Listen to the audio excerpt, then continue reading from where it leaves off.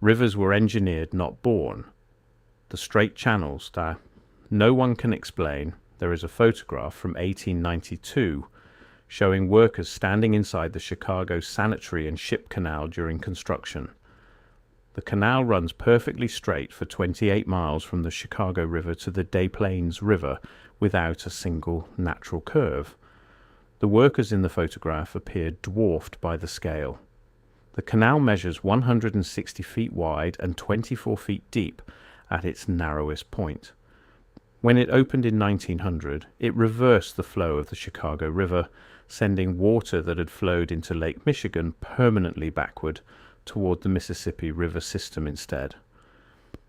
The official story is that this was an engineering marvel, an unprecedented feat of industrial civilization, the largest earth-moving project in human history at that time, moving more soil than the Panama Canal would move a decade later. Here is the question nobody asks. If humans in 1892 could reverse an entire river system and cut a perfectly straight 28-mile channel through solid bedrock and glacial till using steam shovels and manual labor, then what else did they build that we are calling natural? The Chicago Canal sits inside a network of channels across North America and Europe following patterns inconsistent with natural rivers, channels running straight for miles, consistent depths that do not vary seasonally. Lock systems predating documented construction by decades: the Mississippi, the Ohio, the Erie Canal, the Thames, Amsterdam's canals. These are not just rivers with canals alongside them. The rivers themselves show modification on a scale the historical record does not explain. Natural rivers meander. They curve, braid, flood, change course over centuries. Water follows paths of least resistance, creating winding routes determined by soil and vegetation. Natural rivers vary in depth seasonally. Spring melt brings high water. Summer drought exposes gravel bars. The Mississippi between St. Louis and New Orleans does not behave this way. For 600 miles, the lower Mississippi maintains minimum 12-foot depth year-round. Width stays consistent. Banks are reinforced with riprap and levees. This is explained as Army Corps intervention for navigation. But the infrastructure is older than the dates suggest. Surveys from the early 1800s, before Corps modification, describe a river already unusually straight where natural meandering should dominate. French maps from the 1700s show the lower Mississippi with fewer curves than tributary rivers. Surveyor's notes from 1830 describe stone riprapping of unknown origin near Natchez and Vicksburg. Stone riprapping, place stones reinforcing banks. In 1830, before the Corps had funding to work on that scale.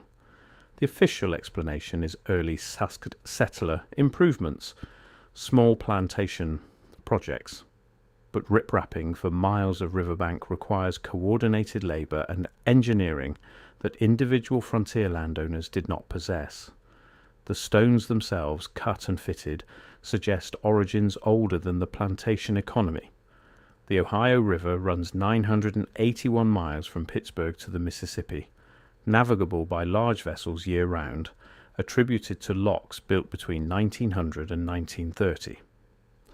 But shipping records from 1800 describe commercial barges moving 20 to 30 tons from Pittsburgh to Cincinnati without interruption. A century before lock construction, the gradient is the tell. The Ohio drops only 430 feet over its entire length, 0.4 feet per mile. Rivers with gradients that shallow meander extensively. The Ohio runs in a defined channel with steep banks and consistent depth.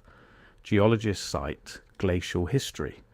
The Ohio formed as meltwater at ice sheet edges 15,000 years ago, carved by catastrophic outflows. This explains initial formation. It does not explain why the river has not meandered in 10,000 years since. Natural rivers should have filled channels and shifted course multiple times, unless the channel was maintained. Maintenance implies management. Management at a scale of nearly 1,000 miles implies social organization. The historical record for pre-Columbian North America does not acknowledge, but archaeology increasingly does.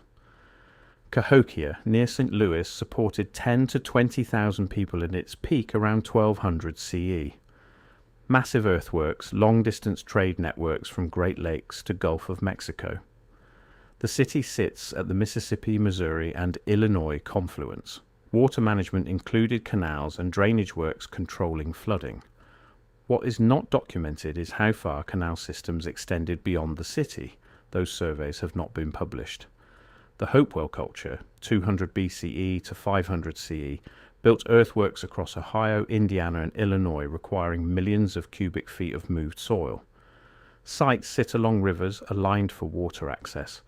Official interpretation is ceremonial, but ceremonial centers need infrastructure, food, materials, people. Water transport supporting earthworks across 3 states requires navigable rivers. The Erie Canal, completed 1825, connected Hudson River to Lake Erie, 363 miles, 83 locks, $7 million, 8 years.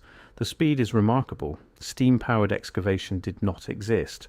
Work used shovels, wheelbarrows, horses, black powder.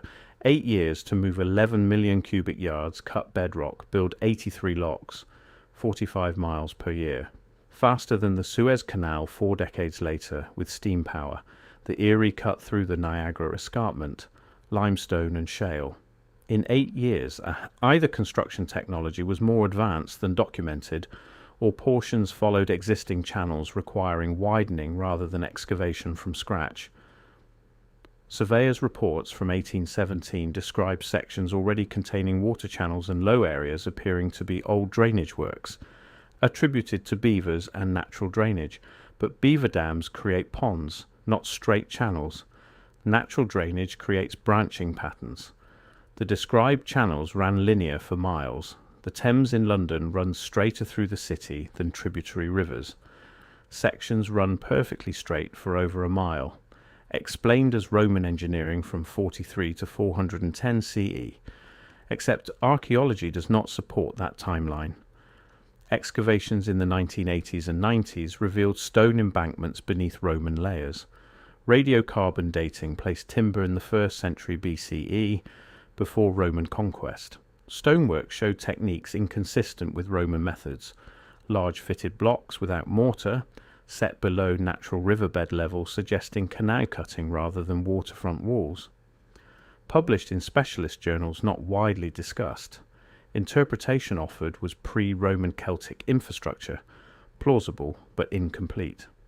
The scale implies organization that Iron Age Britain's historical record does not support. We have the physical structures, we have the dating. What we lack is political and demographic context, making those structures explicable within accepted frameworks. So structures get reinterpreted, relabeled, assigned to the next available civilization in the sequence, regardless of documented capacity. This is not unique to rivers. This is how managed history works across every civilization. Rome wrote over the Etruscans. Islamic caliphates reframed pre-Islamic societies. The Mongols left almost no records of the societies they destroyed because they destroyed the records along with the cities. What makes the 18th and 19th century case unusual is that it happened recently enough that physical evidence remains accessible, measurable, and resistant to official explanations. When Spanish conquistadors reached the Valley of Mexico in 1519, they found Tenochtitlan supporting 200,000 people. The lake was partially artificial, maintained by dikes and sluice gates. Aztecs told Spanish they inherited water management from Toltecs, who inherited from Teotihuacan. The surviving archaeological record shows hydraulic infrastructure of staggering complexity. Tenochtitlan worked because lake depth was controlled. Canals maintained consistent levels year-round. That requires the lake bed and feeding channels were shaped, which means rivers were engineered as infrastructure. Amsterdam sits below sea level on wooden pilings in soft peat. Canals were cut in the 17th century. Official history. But pilings recovered during 20th century construction show ages from 15th to 17th centuries, with outliers in the 14th and earlier. Earlier pilings sit deeper, show different wood species, suggesting reuse of older foundations. Reuse implies something was there before. Rivers are transportation infrastructure. Before railroads, rivers moved bulk goods. Cities formed at confluences: St. Louis, Pittsburgh, Cincinnati, New Orleans, infrastructure hubs. Infrastructure hubs required navigable rivers, deep, wide, stable enough for year-round commerce. Natural rivers are not reliably navigable.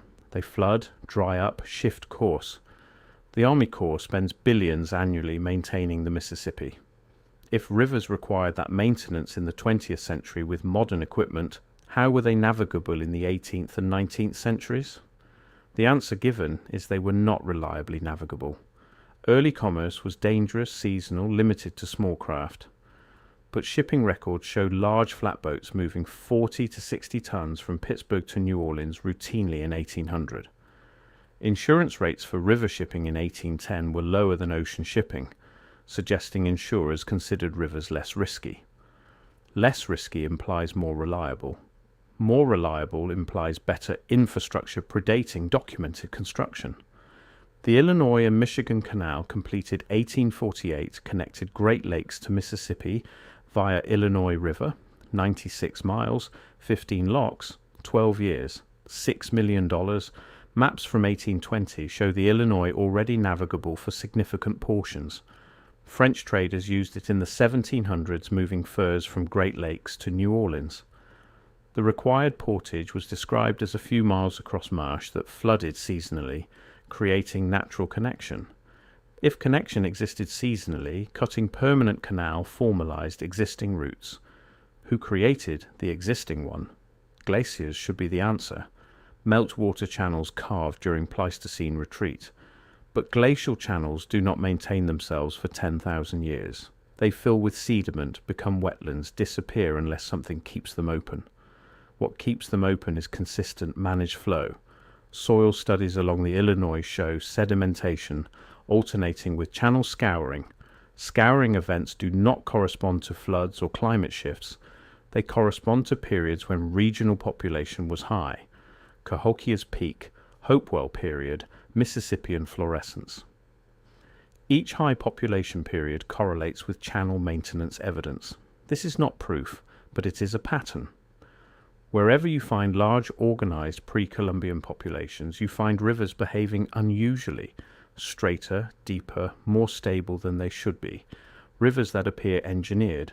Then populations disappear. Cahokia collapses around 1350 CE. Hopewell fades by 500 CE. Mississippian centers are abandoned by the 1500s. Rivers remain. Channels remain. Infrastructure remains. European colonists claim rivers as natural features of empty wilderness. Convenient. If rivers are natural, land is empty. If land is empty, it is available. Terra nullius. Legal fiction justifying colonization. But rivers were not entirely natural. Channels were shaped. Banks were reinforced. Flow was managed. Evidence exists in stone riprapping from 1830, timber pilings below the Thames, survey reports describing channels where swamps should be. The evidence exists, but the story we are told does not include it. Including it would mean admitting infrastructure European settlers built economies on was not theirs. Cities at confluences were not founded on empty land, but on ruins of earlier infrastructure. Rivers themselves, the navigable waterways making westward expansion economically viable, were not nature's gifts, but inherited works of civilizations the historical record has systematically minimized. This is archaeology meeting economics. When you inherit infrastructure, you do not document how it was built. You use it, maintain it, expand it. Over time, the origin fades. The inheritance becomes your creation. The channels that made your cities possible become natural features you discovered rather than engineering works you inherited. This process has repeated throughout history, but rarely with physical evidence as accessible as what remains in these river systems.